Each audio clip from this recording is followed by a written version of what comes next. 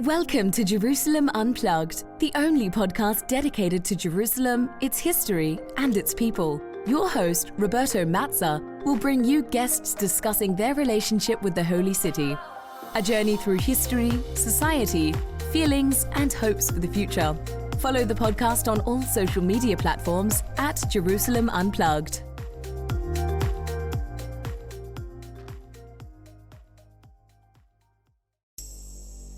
Welcome to Jerusalem Unplugged, the podcast dedicated to Jerusalem, its history and its people. I'm your host, Roberto Mazza, and today it's with a somber voice that I'm introducing you to the new episode of the podcast. My guest will be Vincent Lemire, and we're going to discuss his book, his great book, In the Shadow of the War, discussing the fate of the Mughrabi Quarter, which was destroyed by Israeli bulldozer in 1967. After the Six-Day War. But before we begin, I think it's important to remember that this recording has been edited during the third week of the war in Palestine. While the Israeli army is now entering Gaza with a ground operation, hostages are still being held by Hamas. And more importantly, and civilians in Gaza are suffering the worst of this war as they fled towards southern Gaza. And maybe they will never be able to find their home still standing as a result of the heavy bombing. And so today we're going to talk about the destructions of a smaller area, one that marked the history of the Palestinians of Jerusalem, of Jerusalemites altogether. As in 1967, the Mughrabi Quarter long sat in the shadow of the Western Wall. And 3 days after the June War, Israeli forces razed the quarter. Its narrow alleys widened and homes removed to create the Western Wall Plaza. And so with this book, Vincent Lemire writes the first history of the Mughrabi Quarter, spanning 800 years from its founding by Saladin in 1187 to house North African Muslim pilgrims through to its destruction. The book is based on archival documentation from all around the world, and the book engages testimonies of former residents and looks to recent archaeological digs that were originally meant to find the Jerusalem of the times of David, but actually offered the Jerusalem of the times of the Mughrabi Quarter. And so Lemire offers a new point of entry to understand this consequential place. But before we delve into all of this, first things first, Vincent, welcome. Thank you, Roberto. Now, just to start our conversation, can you tell us something about yourself and the origins of this book? I'm a French historian. I'm 50 years old. I'm working on Jerusalem since 1998. I spent like 8 years of my life to study the water supply in Jerusalem. So I'm working on the urban history of Jerusalem. And in 2015, I had a dinner at the Haifa Al-Khalidi place in the very center of the old city of Jerusalem, just in front of the Western Wall Plaza. And at the end of this dinner, she told me her story, her story of the destruction of the Mughrabi neighborhood during the night from the 10th to the 11th of June 1967. So during the Six-Day War. And she not only told me the story, she gave me the story. It was something very strange and very strong. Yeah, very strange and very strong. And I went out, and from this very day, it cannot be outside of my brain. And during this time, I had many other projects and so on. But in a few months, I understood that I will have to tell the story of the Mughrabi neighborhood, which was what was strange. I was working on Jerusalem for almost 20 years ago, and I didn't know anything precisely about the story of this neighborhood. That's why I decided to work on it. Let me remind the listeners, first of all, about your work, which is in French, but is a very important book, La Soif de Jérusalem, which is basically a book about you called it the hydrohistory of Jerusalem, which was very, very an interesting approach to look at the history of water in Jerusalem. I want to go back to the Mughrabi Quarter. So the book is about the history of the Moroccan or Mughrabi Quarter of Jerusalem from 1187 to 1967. So it's a very long history. But I'm curious about, why did you say that the quarter is in the shadow of the wall? What does it mean to be in the shadow of the Western Wall, this very holy place for the Jews?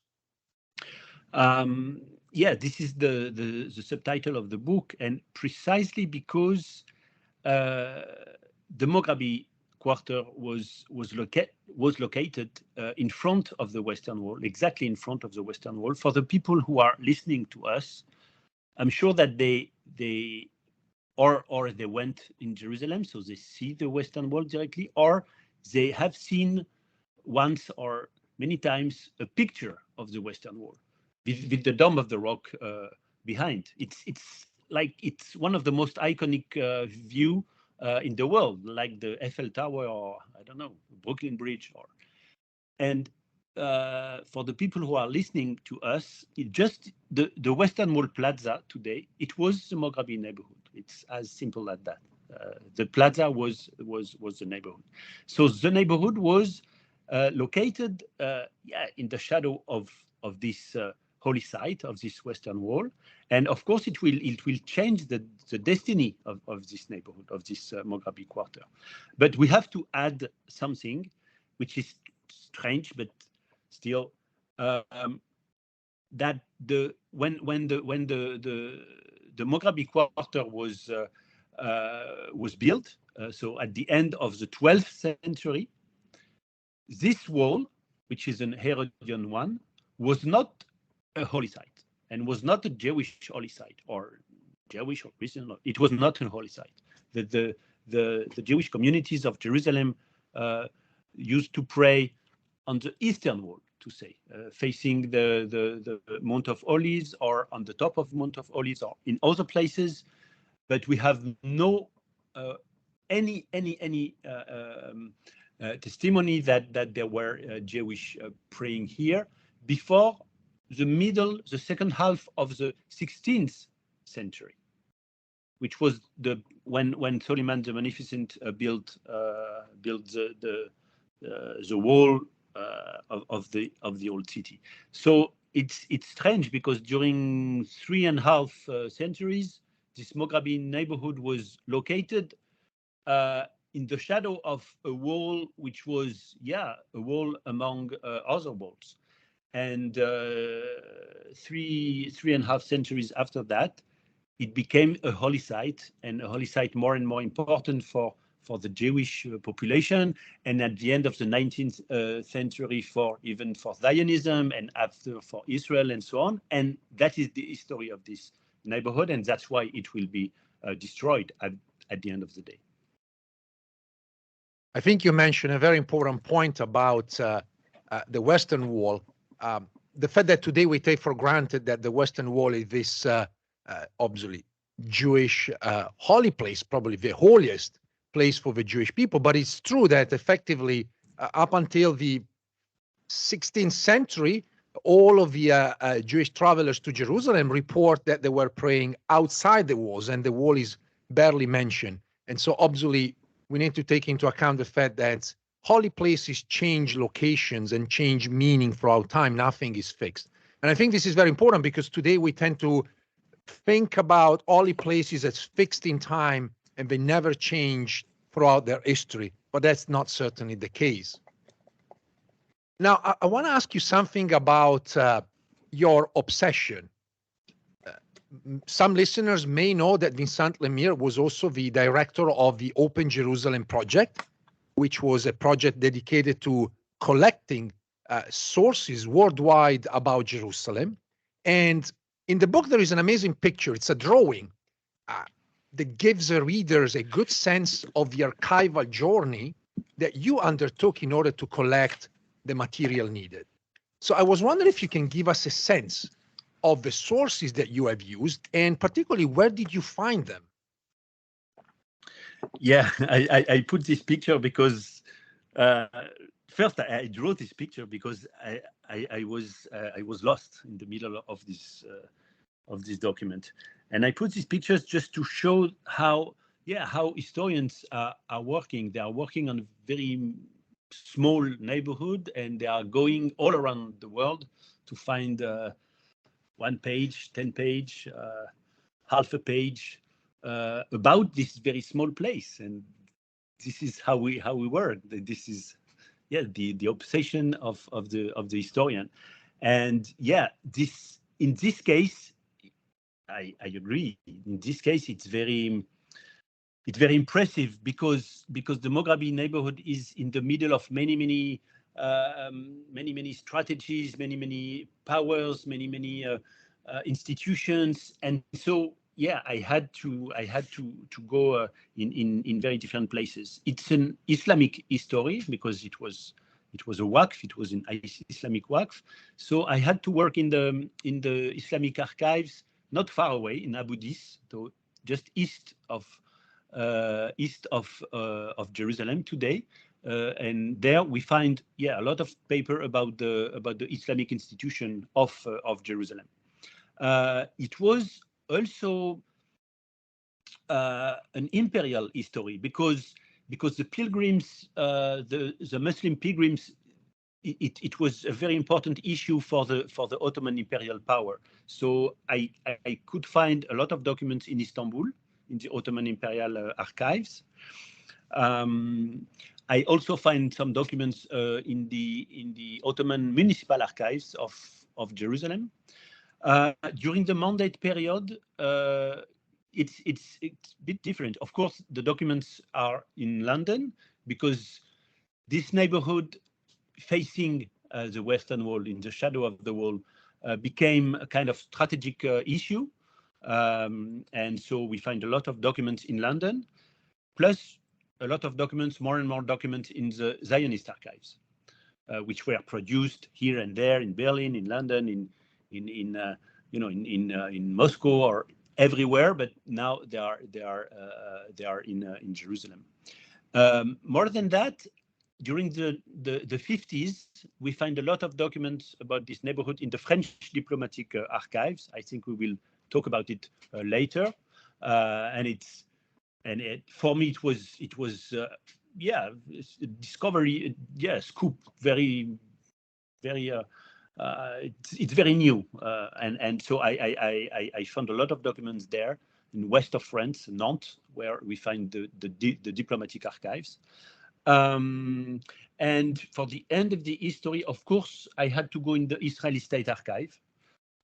Because the Israeli administrations, let's say, institutions, decided to destroy this neighborhood, and after that they had a strategy to build a kind of silence around this. So I had to work in the Israeli archives, and at the very last, I had to work in the international organization like Red Cross, for example, in Geneva, because after the destruction, this international organization, they took care about the inhabitants of the neighborhood. So we have a lot of documents not about the neighborhood itself, but about the inhabitants of the neighborhood.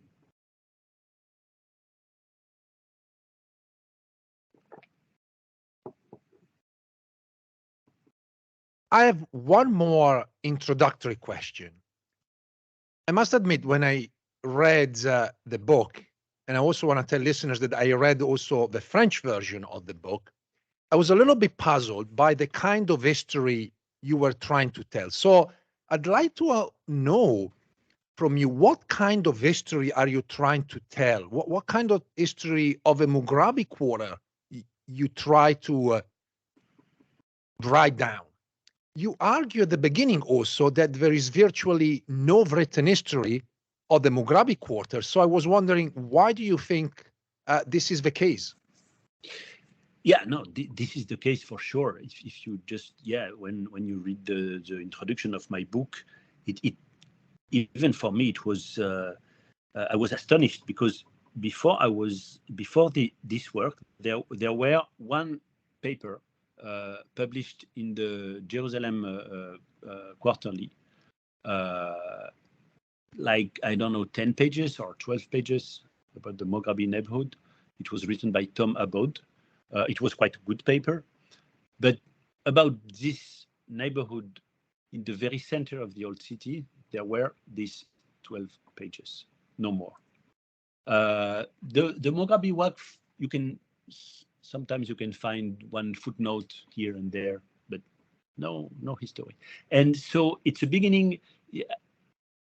Here it's a first step to answer to your first question, what kind of history I was writing. And you're right, it was not clear, and maybe it's still not clear, because when you are writing the very first history of any object or place, you don't have to, and sometimes you don't know how to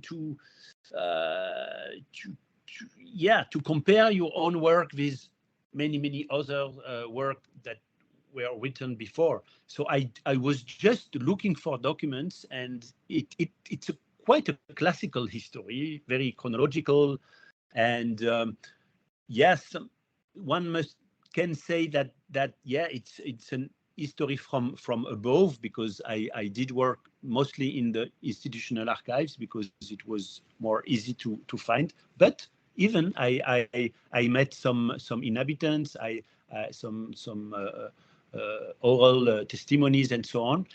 But you're right, there is no strong methodological choice at the beginning of the work. Maybe in during the work I invented something, and I add the archaeological data and so on. So maybe the originality of the work was invented during the work itself. I found it fascinating, the fact that you're talking about, breaking the ground of something new. So my hope is that in the future, people will pick up from your research and start writing more histories of the Mughrabi Quarter, because you say in the book, and obviously the book tries to cover most of the chronology of the Mughrabi Quarter. There's so much to uncover about it. And here I really want to start talking about the origins of the quarter. So if you can tell us a little bit more about how the quarter came to be, and also a little bit more about the waqf associated with it. Yeah, so we are at the end of the 12th century. A certain Saladin conquest the city, and he conquest a city, so just at the end of the Crusader period, and he has to urbanize this city first, and second, he has to make this city again an Islamic city, and for that he has to help the pilgrims, and first of all the pilgrims from far away and from the west, so the Maghrabis. He must help them to come in the holy city of Jerusalem, in the Islamic holy city of Jerusalem. So it's an Islamic waqf, and it was created precisely to very concretely to host, to take care, to feed the people from the West. So from today, let's say Tunisia, Algeria, and Morocco. So the Mughrabis. And these Mughrabis, sometimes they were in Jerusalem for a few days, just before going to Mecca. But sometimes they will stay some weeks or months, or even they will stay years, and sometimes even they will die there, because You never know. Maybe you have widow, you have illness, you have It was the medieval time and the modern time. It was not easy to travel, and it is the Mughrabi neighborhood tells us the history of the pilgrims of the pilgrimage before the planes. So before like 50 years ago. And it was a very long and a very dangerous travel, and one need some places like the Mughrabi neighborhood in the middle of the road. Now, in the first chapter, you're talking about the archival visibility in the late Ottoman era. So essentially, chapter 1 is a survey of the Mughrabi quarters in this period of time. And I was wondering if you can share some of the stories that you recount in the book. Yeah, it's the late Ottoman history of the neighborhood tells us two things, I think. The first is that the neighborhood was very important at an imperial level. Because for the Sultan Caliph, the Ottoman Sultan Caliph, the pilgrimage is a very important issue. He has to take care of it. And so we can find in Istanbul, in the Imperial Ottoman archives, a lot of documents about money transfer, about survey, about about a lot of testimonies showing that the imperial power was looking to the Mughrabi neighborhood very carefully. And the second level is the municipal level, so more local municipal level in Jerusalem. And this is very important because I discovered in the municipal archives, in the Ottoman municipal archives,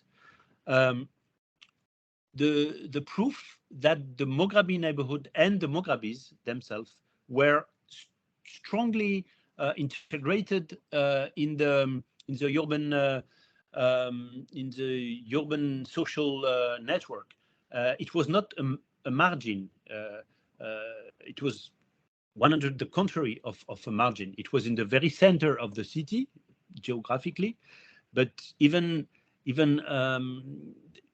we can see that the Mughrabis were working in the financial offices, in the tax and customs and so on. So you can see that they were in the middle of the social and political network and the notabilities in Jerusalem. This was a discovery because before working, I was thinking that it was a kind of margin in the very south of the old city of Jerusalem, and the municipal archives tells us exactly the contrary. And I want to now share with the listener kind of an episode related to the Mughrabi Quarter, which also incidentally connects our own work. So you moved throughout the book to talk about the period of World War I, and here there is this episode that I was just mentioning. I too discovered, incidentally, I was looking for material related to urban planning, but I found documents related to the Western Wall, which could have had a major impact on the Mughrabi Quarter. So can you speak about the Ottoman plan to sell the Mughrabi Quarter to the Zionists during World War I? Yeah, we are in 1916, and it's you discovered this document. I did not, and you send it to me, and it's important for the people who are listening that this is how we work. It's a network. It's a trust. It's a kind of organization between us. When you know that someone is working on one topic and you are in archives, and you send it to him. It's a collaborative work. So and for me it was very important because it's 1916. It's Jemal Pasha, who is someone very, very important in the very late Ottoman history. We don't know if he tried to sell the Mughrabi neighborhood to the Zionists for ideological reasons or for financial reasons. In my point of view, I think it's more for financial issues. He was looking for money for himself, or for the Young Turks, or for the war, or for it was Jamal Pasha was quite someone. And the second issue is that during that time the Ottoman Empire was there were an alliance with Germany, and the World Zionist Organization was based in Berlin, and so of course it helped, because there were kind of proximity between the Zionist organization and Germany, and so the Ottoman Empire. So Jamal Pasha tried to sell the Mughrabi neighborhood to the Zionist organization, but the problem was that he was trying to sell something that he could not sell because it's a waqf, and so he didn't had any right about this property. And thanks God, thanks God, the Zionists knew it, and especially the local one, David Yelin, for example, all the local Zionists, they told, but they have told even before, that it's not possible to buy legally the Mughrabi neighborhood, because it's a waqf, so it's inalienable, it's a perpetual property, and so if someone wants to sell it to you, don't buy it, because it's not possible technically, juridically. So the project was cancelled. But I'm curious about one thing. When I discovered these documents, the plan was very much to demolish the Mughrabi houses, which eventually happened in 1967 when the Israeli took over the old city of Jerusalem. And I was wondering if, in your view, you ever thought about the possibility that some in the Israeli administration were aware of those plans. I mean, it's not written. I never found any evidence. But the fact that the plans were very similar at some point made me think that someone must have known about those plans. I'm quite, I agree with you. And even if they didn't know precisely about this map, this Jamal Pasha proposal, 1916, it was in the middle of global conversation about how to deal with these small houses in front of the Western Wall, the most important monument for the Jewishness, and so on. So, it was not the proposal made by Jamal Pasha was not made by chance. It's significant in this context. You're right. Let me ask about the British. So, obviously, we know in 1917 the British took over, and they began to make changes, particularly through the work of Ronald Storrs. Can you tell us, how did the British see the Mughrabi Quarter, and how did they think it should or not have been changed or transformed? Yeah, this is a topic that way better than me. The urban the urban reforms and projects from the British in Jerusalem just after the First World War. But I just from the Mughrabi neighborhood point of view, I discovered that yes, there were two consequences, and bad consequences for the Mughrabi neighborhood. The first one is that the British wanted to restrict the power of the, let's say, of the Waqf administration, the power and the autonomy, especially. And so this is the first thing. And the second point is that is let's say the town planning ideology, and Patrick Guedes and many others, to the decongestions, the opening of squares, opening plaza in front of the main monuments. It's a patrimonial ideology.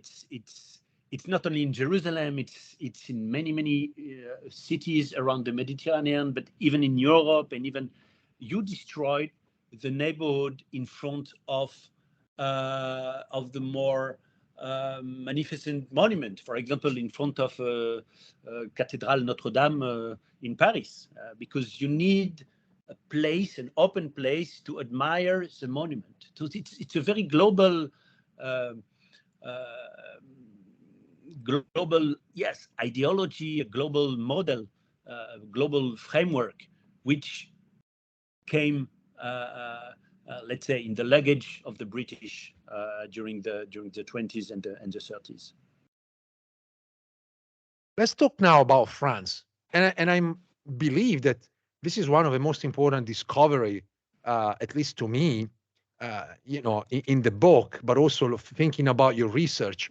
So the role of France in relation to the Moroccans of Jerusalem. And you argue that this became more relevant towards the end of the mandate, and indeed after 1948. So can you speak about the fate of the quarter in the late 40s and early 50s? And where is the archival material related to this period? The archival material is in Nantes, so in France. It came from the French consulate in Jerusalem. In 1948, there is the first war between Israel and his neighbors, and as you know, the western part of Jerusalem came to Israel, and the eastern part to the Jordanians. And we have to know that the 60%, maybe 70% of the incomes of the Mughrabi neighborhood came from a small village called Ein Karem, which is a very famous one, west of Jerusalem. And this village was located after 1948 in Israel, west of the Green Line. And so, of course, all the incomes, all the revenues and the tax and everything were lost. And so the Mughrabi neighborhood were in a terrible situation in 1948. That's why the French decided to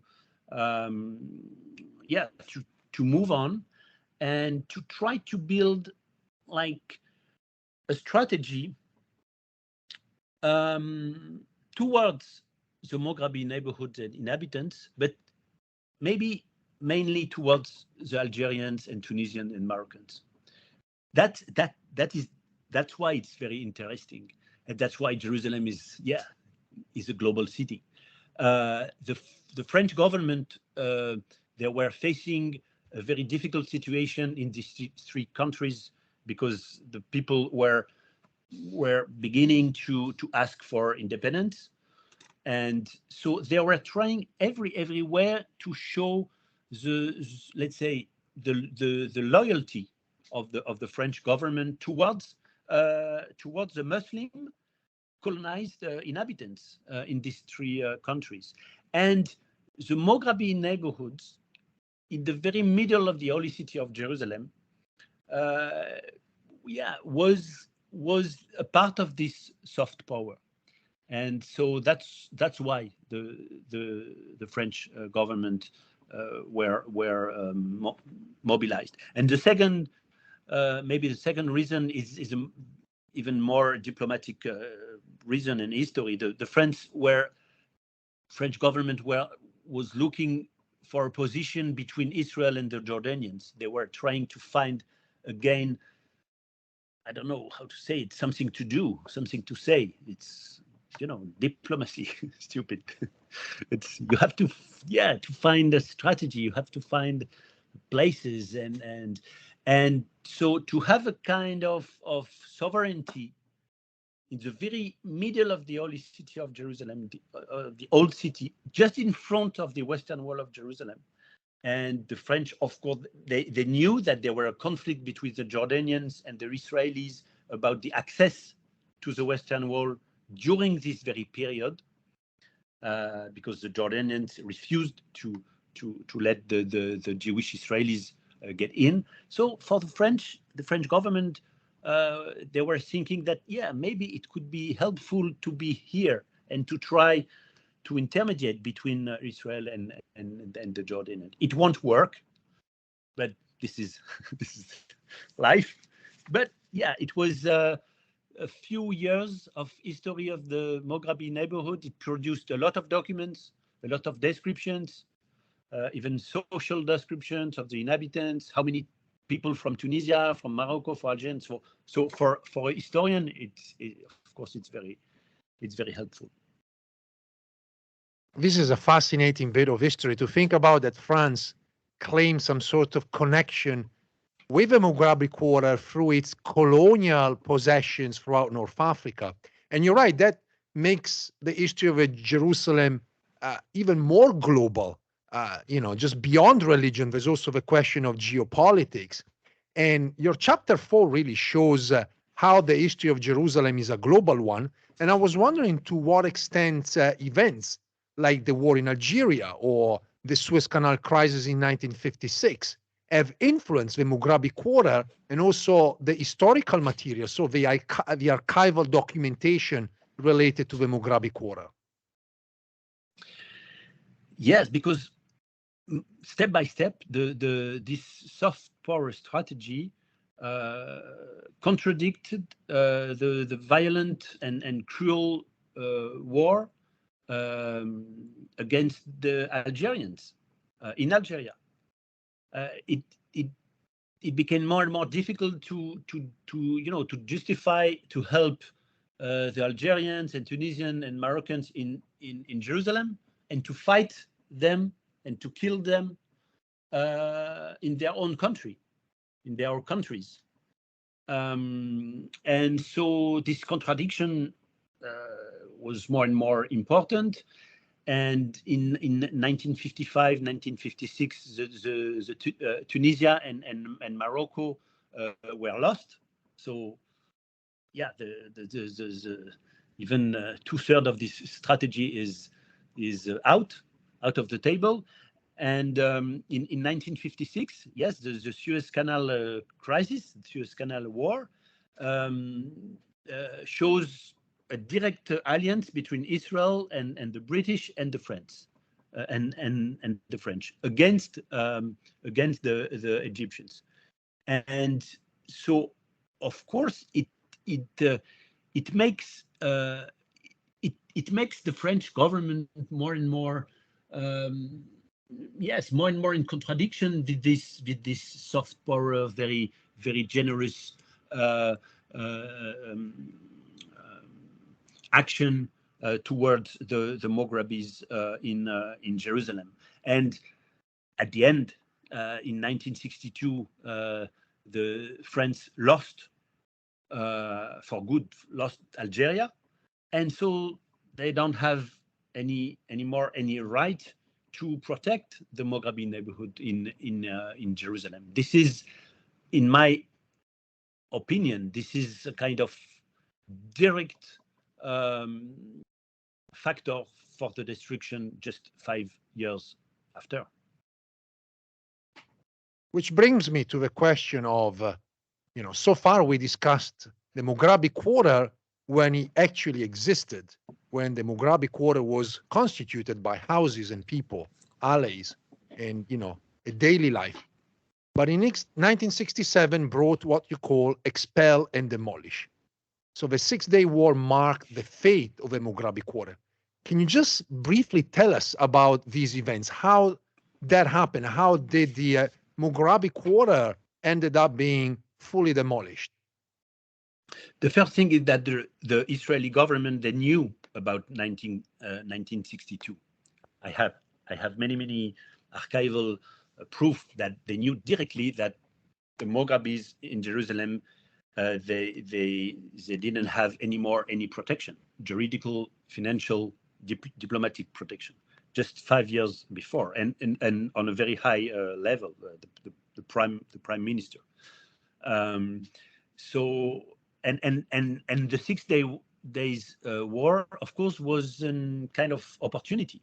I'm not saying that it was scheduled for June 1967 to destroy the Mughrabi neighborhood because it was not scheduled to take East Jerusalem in that period. But now we know more and more that the Israelis were prepared to take Jerusalem. They were prepared. In case there were some process and strategy and protocols and so on. On Wednesday, 7th of June, 1967, the Israelis get in the old city of Jerusalem, and inside every quarters, it's very small, you know. Just 36 hours after that, during the morning of the Friday, the 9th, there were two decisive and strategic meetings. The first one was between Teddy Kollek, the mayor of West Jerusalem, and Uzi Narkis, who commanded the military operation, Israeli military operation in Jerusalem and around Jerusalem. So, you know, you see, it's a very high level meeting, and there were a few decisions, and it's written on the paper that the third one was the destruction of the Mughrabi neighborhood. So yeah, it was decided 2 days before the destruction on a very, very high level, the municipality plus the Israeli army. And on the same day, on the same morning, Friday the 9th, there were another meeting in the Foreign Affairs Ministry, because the Foreign Affairs Ministry was preparing, let's say, the consequences of the destruction. They were trying to, it's kind of damage control meeting, and so they were preparing some wording, languages, justification. Yeah, it was an old neighborhood. The houses were very dangerous. It was very urgent to destroy it. Come on, it was not that urgent to destroy these 8 centuries houses just during the war. But you know, we can see that the municipality of Jerusalem, the Israeli army, and the government, because the Ministry of Foreign Affairs, were directly involved in this decision. And on Saturday, at around 5 o'clock, 5:30, there were a meeting just in front of the Western Wall. There were architects, archaeologists, national park, Israeli national park, the head, and they drew a map. They tried to preserve some of the main building of the neighborhood. For example, the Madrasa Al Abdaliyah. We can see it on the map that they draw, but they draw it very, very quickly, you know, on maybe a table, or maybe not a table, on I don't know, a car or something around there. But the destruction was way more large than the map, and between 800 and 1,000 inhabitants were expelled this very night. So at the end of the day of the Saturday, 10th of June, and the neighborhood was destroyed during the night. On Sunday morning at 9 o'clock, there were journalists from the Jerusalem Post up there, and you can see that the Mughrabi neighborhood disappeared. And we should say that in the book there are some very dramatic pictures showing the demolition and what was left after the Mughrabi Quarter was destroyed. And so I want to ask you something about the demolition. You call the demolition of the Mughrabi Quarter a catastrophe. So what happened after these houses were gone? As I just said, 1,000 inhabitants were expelled. They were expelled or in Silwan, or in Beit Hanina, or some had some families in Jericho or elsewhere in Palestine. this is the first consequence. There were not huge diplomatic reactions because the 6 Days War was quite a huge event on the geopolitical point of view. So one can imagine that maybe the destruction of this small neighborhood was not that important facing everything else. So the annexion of the occupation of the West Bank, of the in Gaza, the Golan Heights, so on. So we have to put it in this context. But what was very interesting for me is that I talked with Meron Benvenisti during this period when I was working on this very chapter. Meron Benvenisti was the deputy mayor of Jerusalem. He was like very close to Teddy Kollek. He was very young. He was like 35 years old. He was an historian. He was a medievalist. He was an Arabist. He can speak Arabic very well. And Teddy Kollek asked him to take care about East Jerusalem. And one of his first mission was to try and to succeed to build, what I called a kind of wall of silence around the destruction of the Mughrabi neighborhood. And how did he build this silence? He proposed some compensation to the inhabitants. This was another big surprise for me, because when you talk with the inhabitants and so on, and when I was reading, for example, the paper that I talked about from Thomas Boat, it's always written there was no compensation at all. There were some compensation. I did see all the file in the municipal archives. It was not big money because the inhabitants were not the owners of the houses. The owner of the houses were the Waqf, and the Waqf, it's true, the Waqf never ask and never accept any compensation, any indemnization, because they didn't want to legitimize this action. And so the inhabitants, they received the compensation just because they were expelled. And because they were expelled in 2 hours, and because they cannot take even the table, even the carpet, even they didn't take anything. So it was a small amount of money, but it was a very poor population. And they were in a very difficult situation, expelled in Silwan, or as I say, in refugee camps of Bet Hanina. So most of them accepted this small amount of money, but to get the money, they had to sign a letter, a renunciation letter. And where it's written, I will never ask anything anymore. And I will not talk about this story anymore. So yes, Meron Benvenisti succeeded in a very few months, like in 6 months, to buy with no big money the silence of the inhabitants of the neighborhood. This is another explanation why we didn't heard a lot about this story. And in fact, to my surprise, a few years ago, very much when I started my own podcast, Jerusalem Unplugged, I was contacted by a woman who's searching information about the surviving houses of a Mughrabi Quarter known as Dar Abu Saud. These houses were eventually demolished in 1969.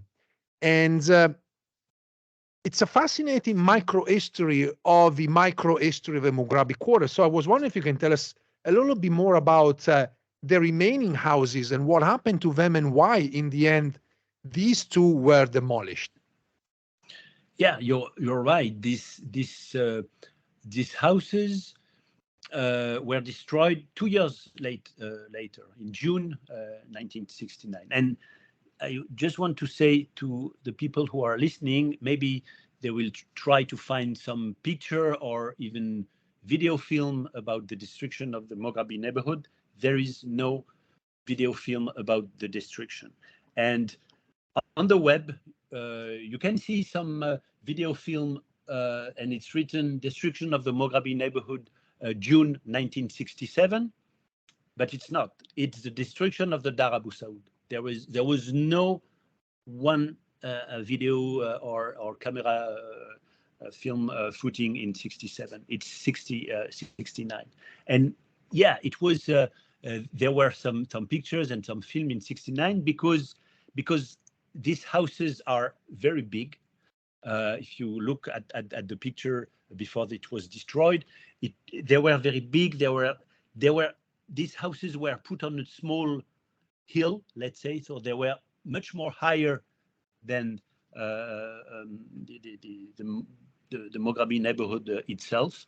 It was very prestigious houses and families, and that's why a certain Yasser Arafat did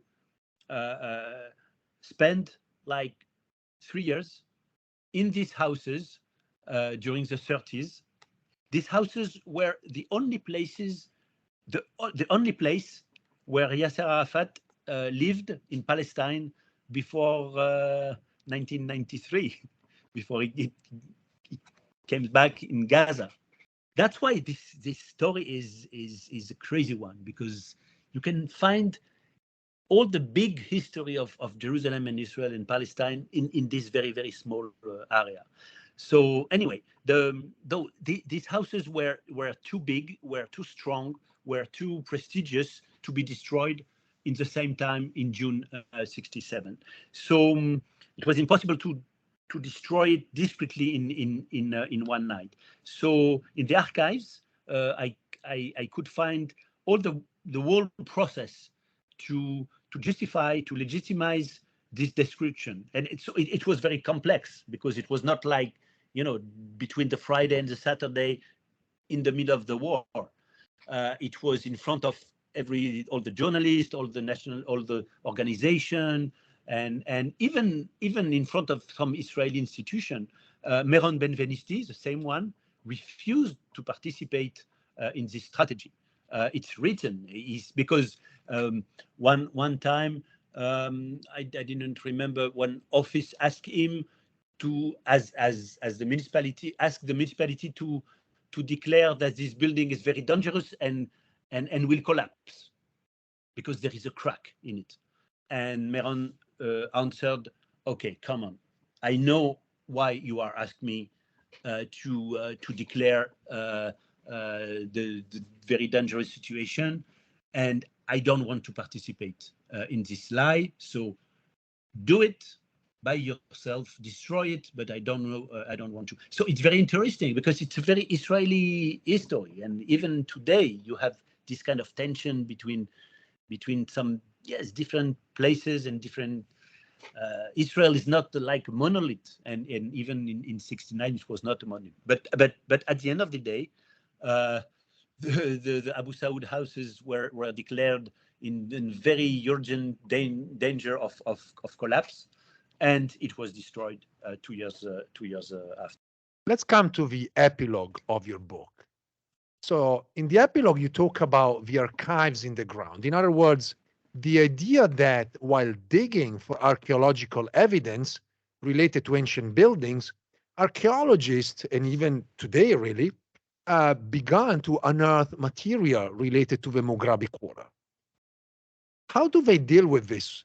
How do people react, and how does this add to the story of the Mughrabi Quarter?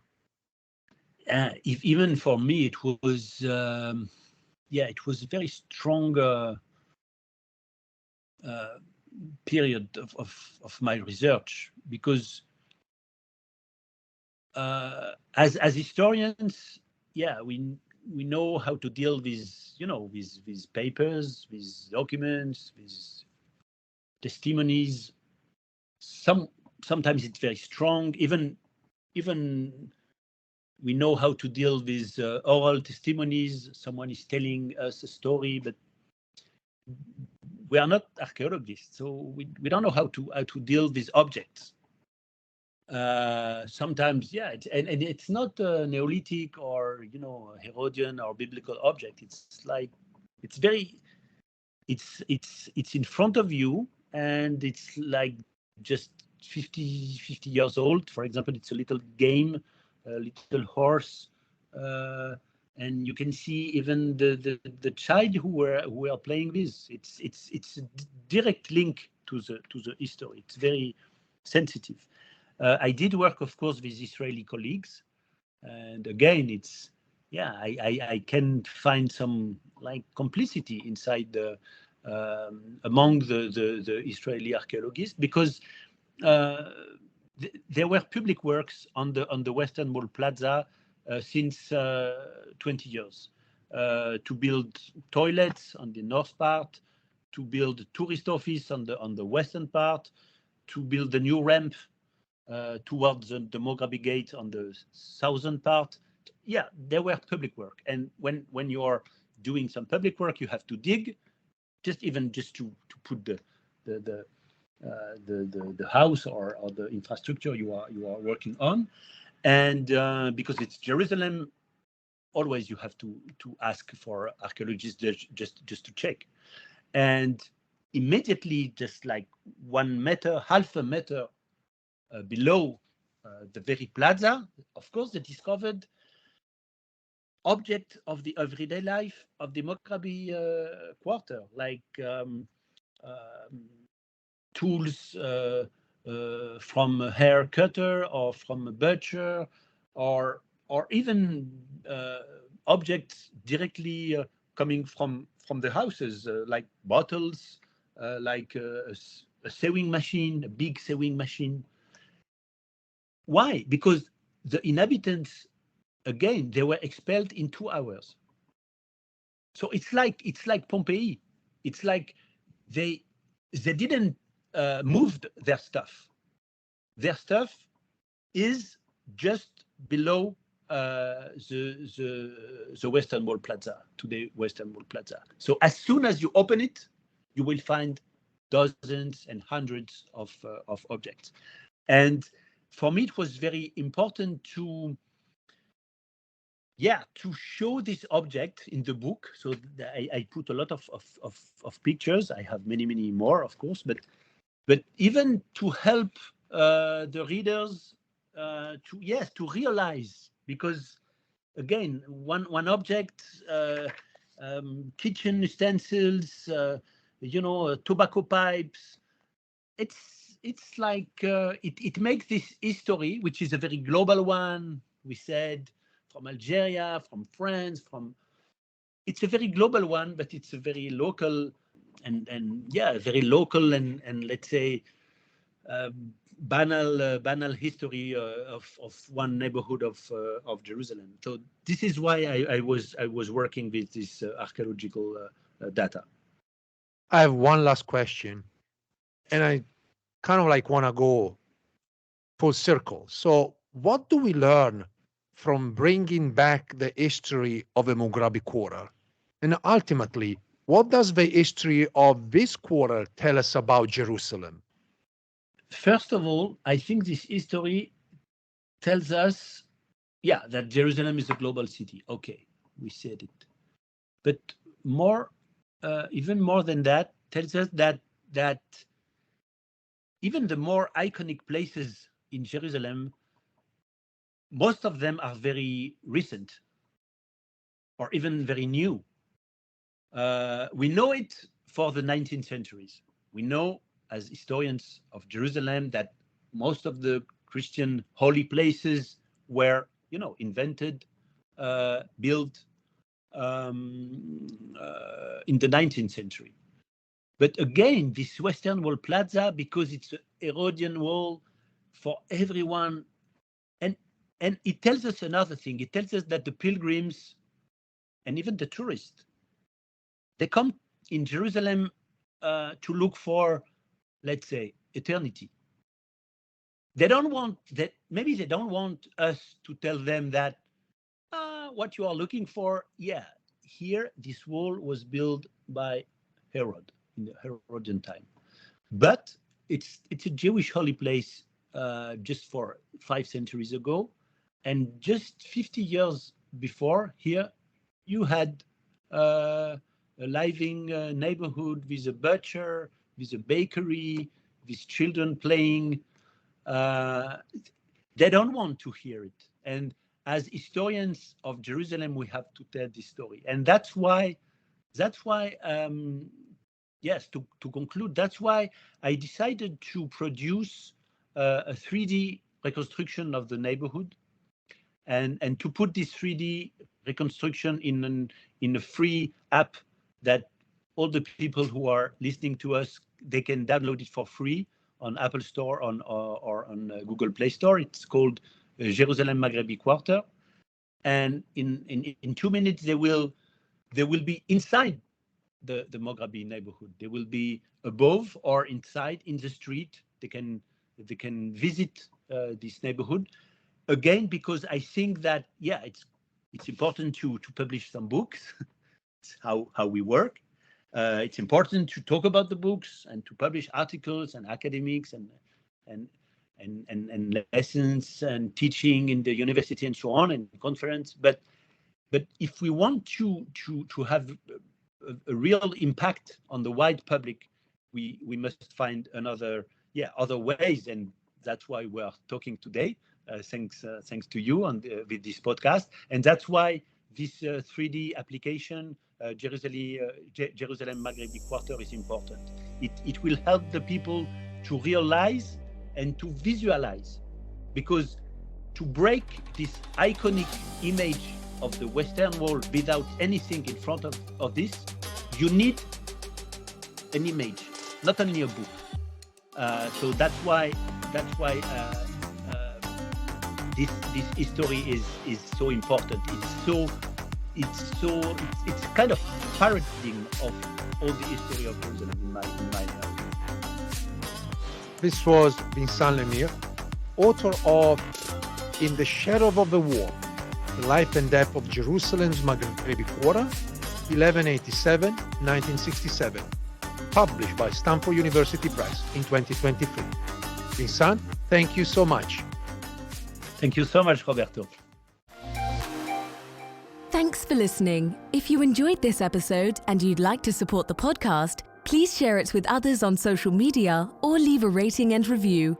To catch all the latest, follow us on Instagram, Twitter, and Facebook @Jerusalem Unplugged. Thanks, and I'll see you next time.